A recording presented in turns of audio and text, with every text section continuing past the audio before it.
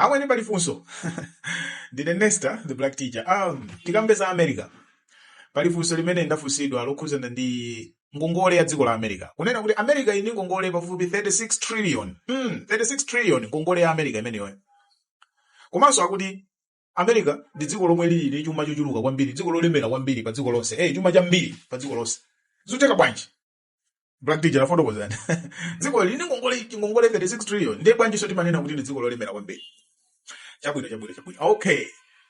Yankho ndi lophweka. Lophweka kulimvesa ndithu. Funso londera bwino, komano yankho lake ndi lophweka kulimvesa. Mumvese choncho. Ngongole amene ali ndi ngongole the US government. The US government ndi imene ili ngongole. Dziko lolemera kwambiri si US government ndi United States of America. Mwalipeza? United States of America ndi dziko lolemera kwambiri. Koma amene ali ndi ngongole ndi US government. Okay, ndizikusiyana bati. Okay, tikati America ndi dziko lolemera kwambiri. Sitimatenga US government yayi. Timatenga dziko lonseli output yake, GDP yake ya dziko lonseli, output yake. Ndiye ikulu kwambiri. Ndiye kuti imaphatikiza ma private companies ndi ma assets onse amene ali dziko limene lili American companies. Ndiye kuti kuphatikiza ajena Apple aja, tikamati Apple, Microsoft. Makampani onsewa.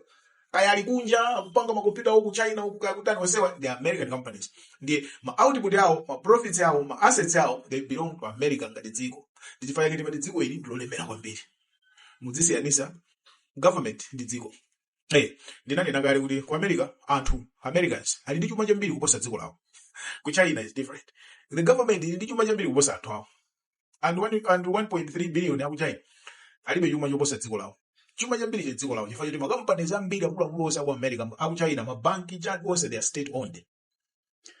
Ndiye chuma chawo belongs to China as government as a country. Pomwe ku America makampani akulu they are privately owned. Yes, they are American companies, but private companies, but belonging to America. To Americans. Yet. I think mwamvesa kusiyana kwanu. Komanso ngongole ya boma ile imakhala yopanga fandi zitukuko dziko la omwe. America imatenga ngongole zija, itenga mabanki, ma private banks, itenga ngongole zonse zija. Then imapanga fandi education, imapanga fandi health, imapanga fandi infrastructure, ate ngongole zija amangaza. So they are building dziko chichi. So dziko chichi chikhala yolemera ngakale boma lichi lili ngongole.